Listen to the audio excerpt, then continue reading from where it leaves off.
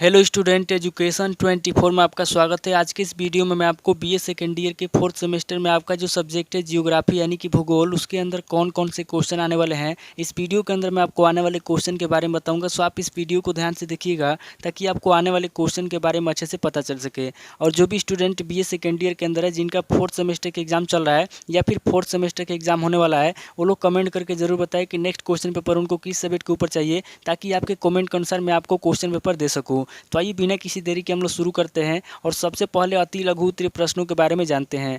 तो यहाँ पे अति लघु उत्तरीय प्रश्नों में पहले प्रश्न की बात की जाए तो यहाँ पे आपका पहला प्रश्न दिया हुआ है, बागाती कृषि के 3 मुख्य क्षेत्र कौन से हैं। पहला प्रश्न कह रहा है जो बागाती कृषि है, यहाँ पे आपको बताना है कि बागाती कृषि के 3 मुख्य क्षेत्र कौन से हैं। अब अगले क्वेश्चन की बात की जाए तो यहाँ पे आपका दूसरा क्वेश्चन दिया हुआ है, झूम कृषि की कोई एक विशेषता स्पष्ट कीजिए। दूसरा क्वेश्चन कह रहा है जो झूम कृषि है, यहाँ पे आपको झूम कृषि की कोई एक विशेषता बताना है। अब अगले क्वेश्चन की बात की जाए तो यहाँ पे आपका तीसरा क्वेश्चन दिया हुआ है, सघन वनों की बहुतायत कहाँ होती है। तीसरा क्वेश्चन कह रहा है जो सघन वन है, यहाँ पे आपको बताना है कि सघन वनों की बहुतायत कहाँ होती है, यानी कि कहाँ पे सघन वन ज़्यादा पाया जाता है।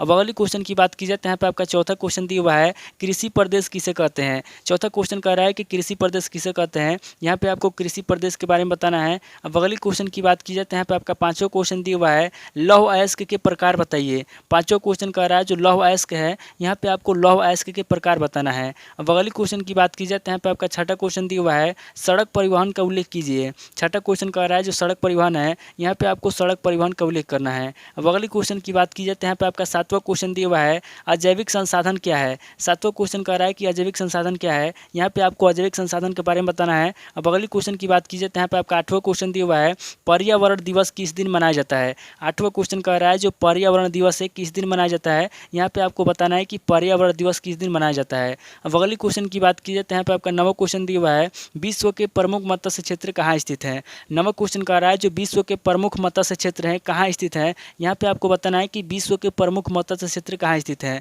अब अगले क्वेश्चन की बात की जाए तो यहाँ पे आपका 10वां क्वेश्चन दिया हुआ है, औद्योगिक प्रदेश की पहचान बताइए। 10वां क्वेश्चन कह रहा है जो औद्योगिक प्रदेश है उसकी क्या पहचान है, यहाँ पे आपको औद्योगिक प्रदेश की पहचान बताना है। अब अगले क्वेश्चन की बात की जाए तो यहाँ पे आपका 11वां क्वेश्चन दिया हुआ है, रेलों का सर्वाधिक घनत्व कहाँ पाया जाता है। 11वां क्वेश्चन कह रहा है जो रेल है उसका सर्वाधिक घनत्व कहाँ पाया जाता है, यहाँ पे आपको रेलों का सर्वाधिक घनत्व बताना है। अब अगले क्वेश्चन की बात की जाए तो यहाँ पे आपका 12वां क्वेश्चन दिया हुआ है, आर्थिक भूदृश्य को स्पष्ट कीजिए। 12वां क्वेश्चन कह रहा है जो आर्थिक भूदृश्य है, यहाँ पे आपको आर्थिक भूदृश्य को स्पष्ट करना है। अब अगले क्वेश्चन की बात की जाए तो यहाँ पे आपका 13वां क्वेश्चन दिया हुआ है, भूतल पर आर्थिक क्रियाकलापों से क्या तात्पर्य है। 13वां क्वेश्चन कह रहा है जो भूतल है, यहाँ पे आपको बताना है कि भूतल पर आर्थिक क्रियाकलापों से क्या तात्पर्य है। अब अगले क्वेश्चन की बात की जाए तो यहाँ पे आपका 14वां क्वेश्चन दिया हुआ है, संसाधन और धन में अंतर बताइए। 14वां क्वेश्चन कह रहा है जो संसाधन है और जो धन है उसमें क्या अंतर है, यहाँ पे आपको संसाधन और धन में अंतर बताना है। तो ये टोटल आपके 14 क्वेश्चन हो गए जो आपसे अति लघु उत्तरीय प्रश्न में पूछे जाएंगे। अब आगे हम लोग लघु उत्तरीय प्रश्नों के बारे में जानेंगे। तो यहाँ पे लघु उत्तरीय प्रश्नों में पहले प्रश्न की बात की जाए तो यहाँ पे आपका पहला प्रश्न दिया हुआ है,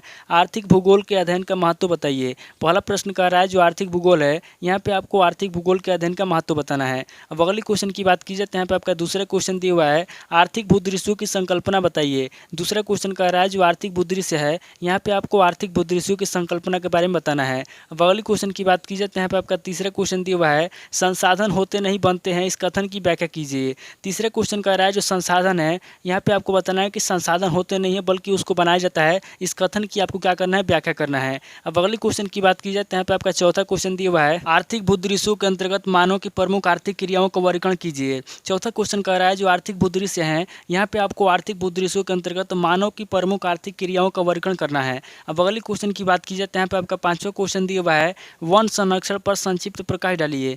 पांचवा क्वेश्चन कह रहा है जो वन संरक्षण है, यहाँ पे आपको वन संरक्षण पर संक्षिप्त में प्रकाश डालना है। अब अगले क्वेश्चन की बात की जाए तो यहाँ पे आपका छठा क्वेश्चन दिया हुआ है, वन विनाश के प्रभाव का उल्लेख कीजिए। छठा क्वेश्चन कह रहा है जो वन विनाश के प्रभाव है, यहाँ पे आपको वन विनाश के प्रभाव के बारे में बताना है। अब अगले क्वेश्चन की बात की जाए तो यहाँ पे आपका सातवां क्वेश्चन दिया हुआ है, भूमि संसाधन उपयोग के महत्वपूर्ण पक्ष बताइए। सातवां क्वेश्चन कह रहा है जो भूमि संसाधन उपयोग है, यहाँ पे आपको भूमि संसाधन उपयोग के महत्वपूर्ण पक्ष के बारे में बताना है। अब अगले क्वेश्चन की बात की जाए तो यहाँ पे आपका आठवां क्वेश्चन दिया हुआ है, एशिया के मीठे जल की मछलियों पर संक्षिप्त टिप्पणी लिखिए। आठवां क्वेश्चन कह रहा है जो एशिया का मीठा जल है, यहाँ पे आपको एशिया के मीठे जल की मछलियों पर संक्षिप्त में टिप्पणी लिखना है। अब अगले क्वेश्चन की बात की जाए तो यहाँ पे आपका नवा क्वेश्चन दिया हुआ है, भारत के लौह उत्पादन करने वाले प्रमुख क्षेत्रों का उल्लेख कीजिए। नवा क्वेश्चन कह रहा है जो भारत के लौह उत्पादन करने वाले प्रमुख क्षेत्र हैं, यहाँ पे आपको उन प्रमुख क्षेत्रों के बारे में बताना बताना है। अब अगले क्वेश्चन की बात की जाए तो यहाँ पे आपका 10वां क्वेश्चन दिया हुआ है, संयुक्त राज्य अमेरिका में सूती वस्त्र उद्योग का उल्लेख कीजिए। 10वां क्वेश्चन कह रहा है जो संयुक्त राज्य अमेरिका है,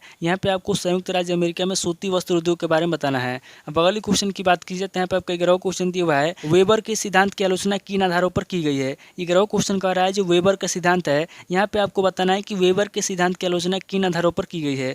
अब अगले क्वेश्चन की बात की जाए तो यहाँ पे आपका 12वां क्वेश्चन दिया हुआ है, पनामा नहर का उल्लेख कीजिए। 12वां क्वेश्चन कह रहा है जो पनामा नहर है, यहाँ पे आपको पनामा नहर का उल्लेख करना है। अब अगले क्वेश्चन की बात की जाए तो यहाँ पे आपका 13वां क्वेश्चन दिया हुआ है, न्यू इंग्लैंड औद्योगिक प्रदेश के प्रमुख उद्योग बताइए। 13वां क्वेश्चन कह रहा है जो न्यू इंग्लैंड औद्योगिक प्रदेश है, यहाँ पे आपको न्यू इंग्लैंड औद्योगिक प्रदेश के प्रमुख उद्योगों के बारे में बताना है। अब अगले क्वेश्चन की बात की जाए तो यहाँ पे आपका 14वां क्वेश्चन दिया हुआ है, अंतर्राष्ट्रीय व्यापार का महत्व बताइए। 14वां क्वेश्चन कह रहा है जो अंतर्राष्ट्रीय व्यापार है, यहाँ पे आपको अंतर्राष्ट्रीय व्यापार का महत्व बताना है। अब अगले क्वेश्चन की बात की जाए तो यहाँ पे आपका 15वां क्वेश्चन दिया हुआ है, नाफ्टा या उत्तरी अमेरिकी व्यापारिक संधि की विवेचना कीजिए। 15वां क्वेश्चन कह रहा है जो नाफ्टा है या जो उत्तरी अमेरिकी व्यापारिक संधि है, यहाँ पे आपको नाफ्टा या उत्तरी अमेरिकी व्यापारिक संधि की विवेचना करना है। तो ये टोटल आपके 15 क्वेश्चन हो गए जो आपसे लघु उत्तरीय प्रश्न में पूछे जाएंगे। अब आगे हम लोग दीर्घ उत्तरीय प्रश्नों के बारे में जानेंगे। तो यहाँ पे दीर्घ उत्तरीय प्रश्नों में पहले प्रश्न की बात की जाए तो यहाँ पे आपका पहला प्रश्न दिया हुआ है, संसाधन की संकल्पना प्रस्तुत कीजिए। दूसरा क्वेश्चन कह रहा है जो संसाधन है, यहाँ पे आपको संसाधन की संकल्पना के बारे में बताना है। अब अगले क्वेश्चन की बात की जाए तो यहाँ पे आपका तीसरा क्वेश्चन दिया हुआ है, विश्व में लौह अयस्क के उत्पादन एवं वितरण एवं अंतर्राष्ट्रीय व्यापार का उल्लेख कीजिए। तीसरा क्वेश्चन कह रहा है जो विश्व में लौह अयस्क के उत्पादन है और जो वितरण है, यहाँ पे आपको विश्व में लौह अयस्क के उत्पादन एवं वितरण के बारे में बताना है और उसकी अंतर्राष्ट्रीय व्यापार का उल्लेख करना है। अब अगले क्वेश्चन की बात की जाए तो यहाँ पे आपका चौथा क्वेश्चन दिया हुआ है, वान थ्यूनेन के भूमि उपयोग मॉडल की आलोचनात्मक विवेचना प्रस्तुत कीजिए। चौथा क्वेश्चन कह रहा है जो वान थ्यूनेन है, यहाँ पे आपको वान थ्यूनेन के भूमि उपयोग मॉडल की आलोचना करना है और उसकी विवेचना प्रस्तुत करना है। अब अगले क्वेश्चन की बात की जाए तो यहाँ पे आपका पांचवा क्वेश्चन दिया हुआ है, उद्योगों के प्रकारों को स्पष्ट कीजिए। पांचवा क्वेश्चन कह रहा है जो उद्योग है, उद्योग कितने प्रकार के होते हैं, यहाँ पे आपको उद्योगों के प्रकारों को स्पष्ट करना है। अब अगले क्वेश्चन की बात की जाए तो यहाँ पे आपका छठा क्वेश्चन दिया हुआ है, संयुक्त राज्य अमेरिका के लोहा एवं इस्पात उद्योग की विवेचना कीजिए। छठा क्वेश्चन कह रहा है जो संयुक्त राज्य अमेरिका के लोहा एवं इस्पात उद्योग हैं, यहाँ पे आपको लोहा एवं इस्पात उद्योग की विवेचना करना है। अब अगले क्वेश्चन की बात की जाए तो यहाँ पे आपका सातवां क्वेश्चन दिया हुआ है, अंतर्राष्ट्रीय महत्व की दृष्टि से सुएज नहर का वर्णन कीजिए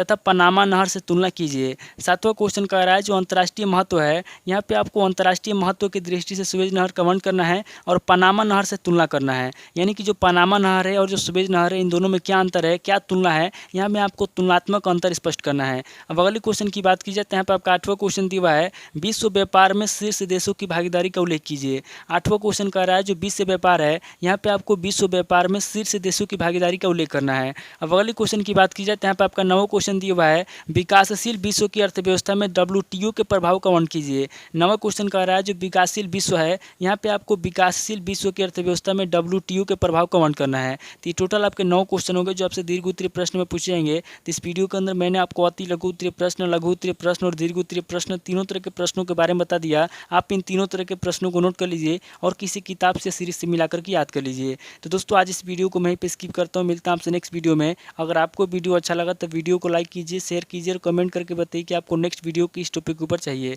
थैंक यू दोस्तों।